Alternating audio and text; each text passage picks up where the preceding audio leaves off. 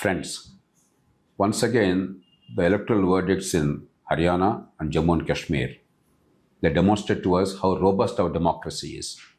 With all our failings, there was fair competition, intense political competition, and people voted in large numbers. In Jammu and Kashmir, for instance, known for civil strife for decades and terrorism for more than that. There has been such remarkable turnout of people and peaceful polling and very honest counting and acceptance of the result and a clear majority party or coalition emerging. I think it's a win for Indian democracy. The second is Jammu and Kashmir and Haryana are two different political entities. Kashmir issue is based on religion, nationalism, national integrity, Article 370, and many other factors. They don't play a role in other states.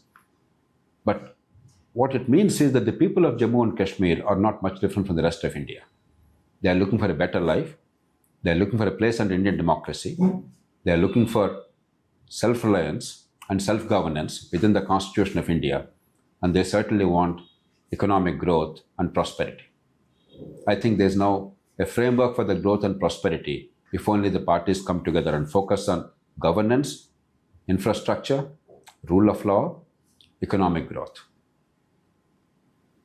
As far as Haryana is concerned, it's one of the more dynamic states. It took advantage of the proximity to Delhi city, and therefore there's been significant economic dynamism and growth impulse. And Mr. Manohar Lal Khattar, whatever be the proclivities or the criticisms of many people, he gave an honest government in a very difficult state and a reasonably competent government with the right sort of priorities. In the last election, despite reasonably competent governance, they were denied a majority and they had to tie up with local parties which behaved in a traditional political way, not looking out for the interests of the state. Therefore, they paid a price. Today, they returned to office. The good party is probably reasonably competent governance, promoting growth and minimizing corruption has won the public mandate. The bad party is the mandate is probably not for competent government and corruption-free government. It is for caste engineering. BJP was forced to take the issue of Jats versus non-Jats and polarize society, just as the other parties like Congress and others, they polarize society on similar grounds.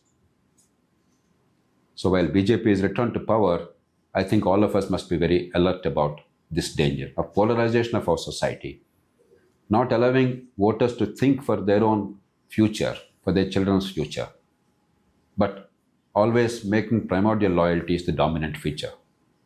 One day or other, Indian political process must recognize that this zero-sum game, this dangerous game is going to hurt us economically in terms of growth, socially in terms of stability and harmony, and politically in terms of public trust and credibility.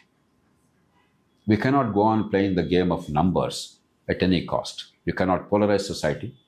You cannot offer freebies at the cost of economic growth and infrastructure. And you cannot indulge in fiscal recklessness in the country. And you cannot indulge in vote buying. All parties, in some way or the other, are guilty of promoting practices that are unhealthy for democracy. Let's hope that parties will come to realize that in this game, the political process itself is losing, and they're losing their credibility. It's not in their interest. One of the greatest challenges in a democracy is how do you reconcile the short-term political price you have to pay with the long-term public good that you have to promote? In that, sadly, many parties are failing.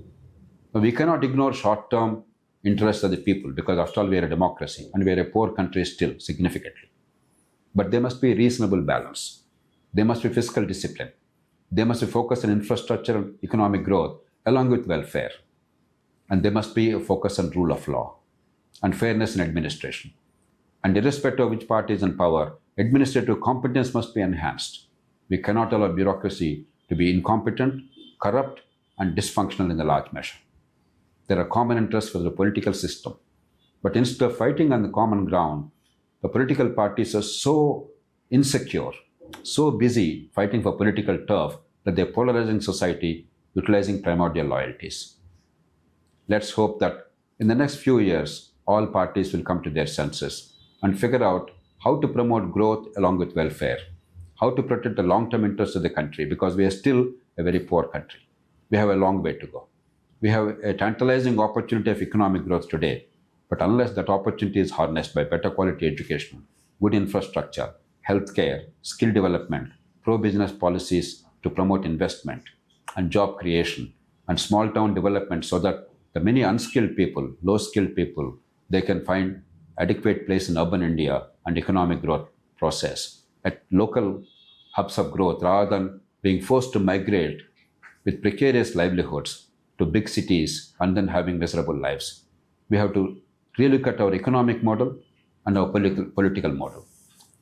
Let's hope that the political parties will learn that lesson. Let's hope that those of us who understand these issues will raise our voice collectively beyond partisanship and pettiness and try and promote a better political climate in the country. Reviling politics and hating politics or political parties is not a solution. Political parties are necessary for democracy. We require better political culture, not a non-political climate.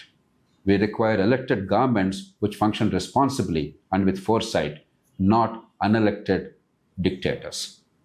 Increasingly in India, many people are giving up on democracy.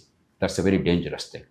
One of the critical things that Indian governments and political parties must address is, how do we decentralize power in a manner that the people of India, the voters, understand the link between their vote and the consequences that follow, that visit upon their own families. Link between the taxes they pay and the services they get. It is the singular failure of local governments in India that is exacerbating the political crisis of the country.